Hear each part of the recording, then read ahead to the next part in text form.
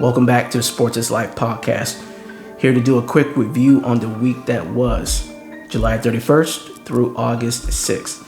A lot took place this past week, but I would be remiss if I didn't start out with talking about Vin Scully, the longtime LA Dodgers radio announcer. Vin Scully was a legend when it comes to broadcast announcers, and I had this written down. It's wild. He called 25 World Series, 20 no-hitters, and 12 All-Star games. A legend in his field. He will be greatly missed. Rest in peace, Vin Scully. Kyler Murray. This story is just about done in the media, and this is my first time that I'm going to comment on it. First and last time.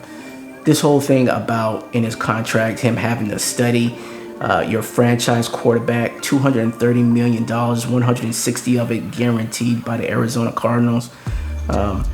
It's sad on both parties. It's sad on the Cardinals that you're willing to fork over this amount of money, $230 million, $160 million of it guaranteed to a quarterback that you had to put into his contract that he needs to study. Kyler Murray, it's sad on your part because just because you're talented, everyone else in the NFL is talented as well.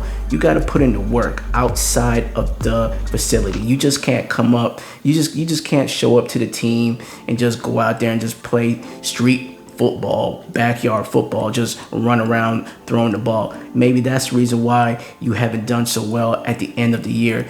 The defense catches up with you and you're not putting in the work. So it's just sad all around. But for me, it's more sad on Kyler Murray's part because he signed a contract. I don't believe that his agent, his team, his people are not telling him, hey, this is what the Cardinals gave us. We might want to take this out. No, he signed a contract because, again, it was $230 million, $160 million guaranteed. And he's like, who cares? Oh, heck yeah, I'll study for a $160 million guaranteed. And he didn't realize how it was going to blow up in the media. You know that the media loves to get a hold of things like this, things where it's never been in a contract before. Put it in, he signed it, and then it blows up. And this whole thing with Warren Moon, where he implied that it was a slap in the face to all African Americans. Yeah, it's a slap in the face on Kyler Murray's part. You got to put in the work. And he's obviously hasn't been putting in the work. Deshaun Watson, this thing is wild. It just will not end. While I don't care one way or the other if the NFL drops the hammer on him. If he did these things to these women, he deserves to not have that hammer dropped on him by the NFL, but he deserves to go to jail. But that's neither here nor there. As most people that have watched this story knows that two grand juries decided not to try him for any criminal charges. Judge Sue L. Robinson heard the case from the NFL. She's the independent arbitrator that the NFLPA and the NFL League decided on in the last CBA. She came in with 16 pages, basically threw the book at Deshaun Watson, but only gave him 6 games. Now, for my part, I think that the NFL should be out of the punishment business. Give it to a third party.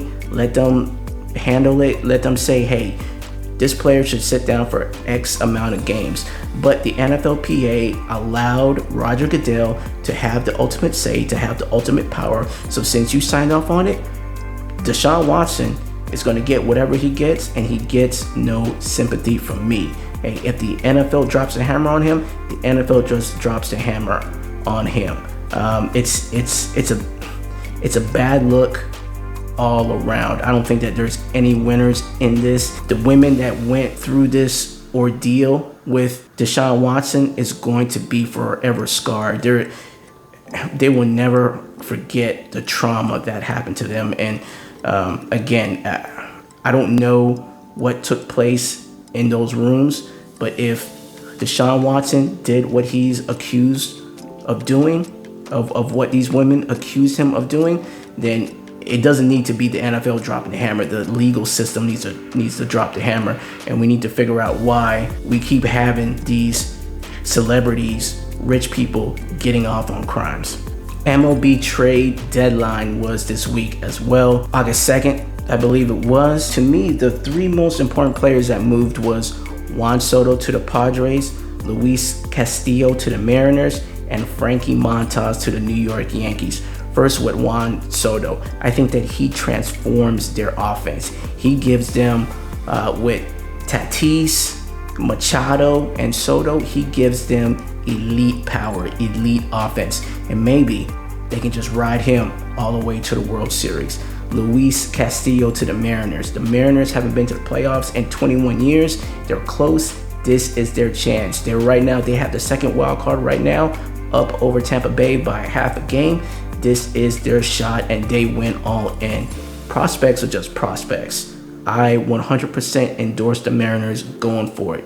Hopefully they get in, and hopefully they make some noise. And Frankie Montas to the Yankees. I don't know how good Frankie Montas really is, but he may be the key piece to the Yankees actually getting past the Houston Astros. Right now, the Yankees do not look good. They just got swept by the Cards. They do not look good. Benintendi hasn't hit. He hasn't played well. Joey Gallo is gone, but that doesn't seem to have helped.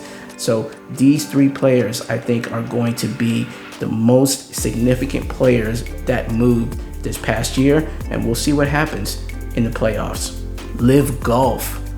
11 players decided to file antitrust lawsuits against the PGA Tour. 3 players are in the top 125 of the FedEx Cup. They want to play. They want to have a chance to get their money. And this lawsuit, I think everyone thought was going to come sooner. But for me, this is not the big lawsuit. The big lawsuit will come when LIV Golf knows one way or the other if they're going to get world ranking golf points. That's what's going to really matter. Are they going to get those world ranking golf points? If they get that, then LIV Golf is on its way. But I found that to be very interesting, this antitrust lawsuit. We had heard a couple of weeks ago that the feds was poking around the PGA Tour, seeing if they are a monopoly, which I think that they are. I think that they do not want any competitors whatsoever in sports. I think that's the way that we like it. Who wants another rival league with the NFL? Who wants another rival league with the NBA? It works in soccer, but that's a totally different thing. That's a totally different thing. The PGA Tour has said on multiple occasions that LIV Golf and the PGA Tour cannot coexist. I think that their handbook that they have, all of those golf enthusiasts out there, take a look at that PGA Tour handbook. I think that pretty much spells out that the PGA Tour is a monopoly. I'm not a diehard golf fan. I'm a casual golf fan. I usually tune in when Tiger Woods was doing well. He's on the back nine. The crowd was going wild. But I have found this to be so interesting, this whole PGA Tour versus LIV Golf. It's got me watching more golf than ever. And for the golfing world, catching a casual fan like myself, that's a good thing. That was my quick review on the week that was July 31st through August 6th. If you liked the video, please click that like button. Please subscribe to the channel. YouTube, I'm out.